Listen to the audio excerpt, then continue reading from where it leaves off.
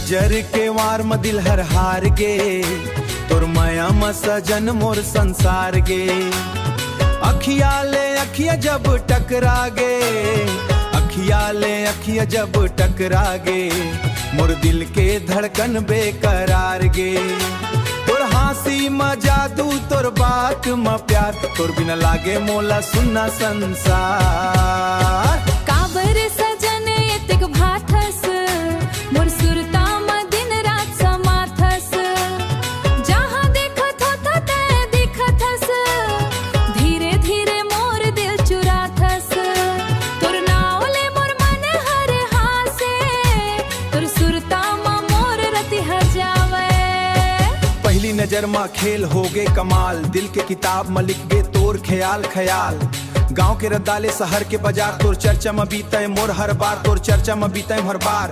तोर चाल में नशा, तोर बोली में रंग, तोर संग लागे मोला खुशी के ढंग। हाँ हाँ दूर रह के घलो तय पास लागस, मोर जिंदगी के सब फस लागस। चांदनी रात में तोर चेहरा चमके, मोर दिल के कोना कोना दम के।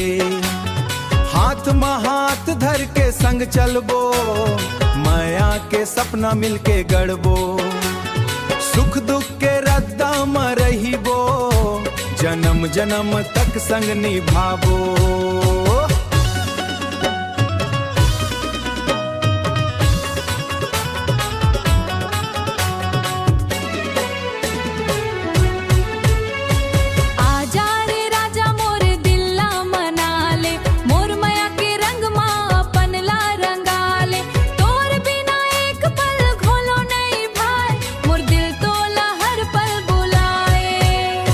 नजर के वार म दिल हर हार गे, तोर माया म सजन मोर संसार गे।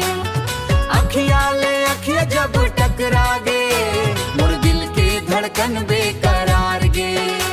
तोर हंसी म जादू, तोर बात म प्यार, तोर बिना लागे मोला सुनना संसार। नजर के वार ले कहानी शुरू होइस, माया के डोरी ले जिंदगी जुड़ गइस।